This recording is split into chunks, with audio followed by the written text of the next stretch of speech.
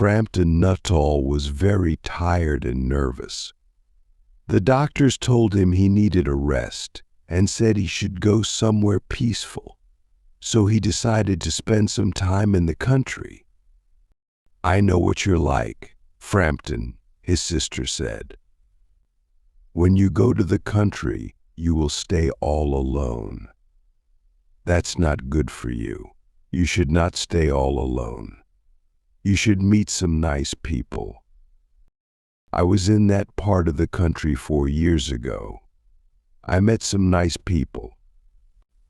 I will write you some letters of introduction and you can meet them." "I am not sure that is a good idea," objected Frampton. "Maybe I shouldn't. After all, I don't know any of those people." "Take my advice," replied Frampton's sister. "It will be good for you." So Frampton went to the country with his sister's letters of introduction. The first person he visited was Mrs. Sappleton. He knocked at the door of Mrs. Sappleton's house, and a young girl, about 15 years old, opened the door. It was Mrs. Sappleton's niece. Her name was Vera. "My aunt will be down in a moment, Mr. Nuttall," said the girl, who looked very mature and intelligent. "While you are waiting, I will try to entertain you. I hope you don't mind." "Oh, I will be happy to talk with you," replied Frampton. He did not want to offend the girl, but he wondered if going to meet new people was really good for his health. In fact, he felt quite nervous, and he hoped that Mrs. Sappleton was nice. "Do you know many of the people round here?" asked Mrs. Sappleton's niece, after a few minutes of silence. "No," replied Frampton. "I don't know anybody around here. My sister stayed here 4 years ago, and she gave me some letters of introduction to some of the people here." Frampton felt more and more nervous, and he was more and more convinced that it was a bad idea. He needed rest, not new friends. "Then you know practically nothing about my aunt," continued the confident young lady. "I know only her name and address," admitted Frampton. He was wondering whether Mrs. Sappleton's husband was alive or dead. Looking at the room, he thought that a man must live there. "My aunt's great tragedy happened exactly 3 years ago," said the girl. "That was after your sister was here." "Your aunt's tragedy?" asked Frampton. He thought the country was very peaceful. He could not imagine a tragedy there. "You probably wonder why we keep that window open on a cool October evening," said Vera. In fact, behind Frampton's chair, there was a large French window that opened onto a lawn. "It is very warm for this time of the year," said Frampton. "But is that window connected with the tragedy?" "Exactly 3 years ago, my aunt's husband and her 2 younger brothers went out through that window. They were going hunting. They never came back. While they were going to their favorite hunting spot, they fell into a bog. That particular summer, it rained a lot. The bog was normally safe, but after the rain it became very dangerous. Their bodies were never found. That is the most horrible part of the story." Until this moment, the young girl had seemed very calm. Now she seemed a little frightened, and her voice trembled as she continued the story. "My poor aunt thinks that her dead husband and brothers will return someday, together with the dog that went with them. She thinks that they will walk into the house through that French window, as they always did before they died. That is why that window behind you is kept open until dark. My poor aunt. She has often told me every detail of that terrible day. Her husband carried a white raincoat over his arm. Her youngest brother was singing the song, "Birdie, Why Do You Bound?"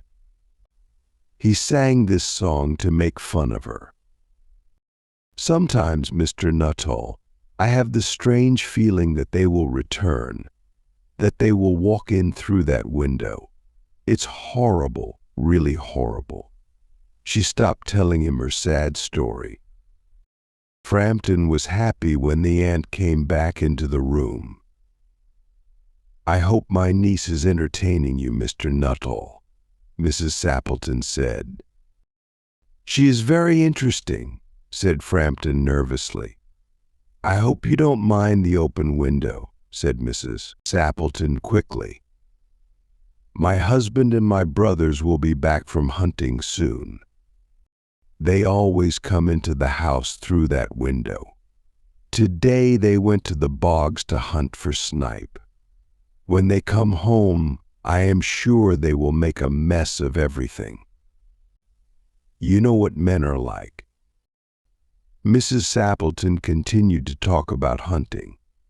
She told Frampton that there were not many snipes that year. She said that she hoped there would be a lot of ducks in November. To Frampton it was all completely horrible. While he tried desperately to change the topic of conversation, he was conscious that Mrs. Sappleton only gave him part of her attention. She continued to look past him, out the window. Obviously, she's looking for her dead husband and brothers, Frampton thought. What a terrible time to visit her. Today, the anniversary of their death. To change the topic of conversation, he started talking about his bad health. "The doctors," he said, "told me to rest. I should avoid mental excitement, and I should avoid all physical activity. They did not, however, tell me what I should eat." "Oh, that is very interesting," said Mrs. Sappleton, who was obviously not really interested at all. In fact, she almost yawned. Then she became very interested, but not in what Frampton was saying. "Here they are," she cried. "They're just in time for tea. Look, they're covered with mud up to their eyes." Frampton shivered and looked at Vera. His look seemed to say, "Oh, I'm really sorry for your poor aunt." But the girl was looking out the window, and she looked horrified. Frampton became terrified. He turned around and looked out the window, too.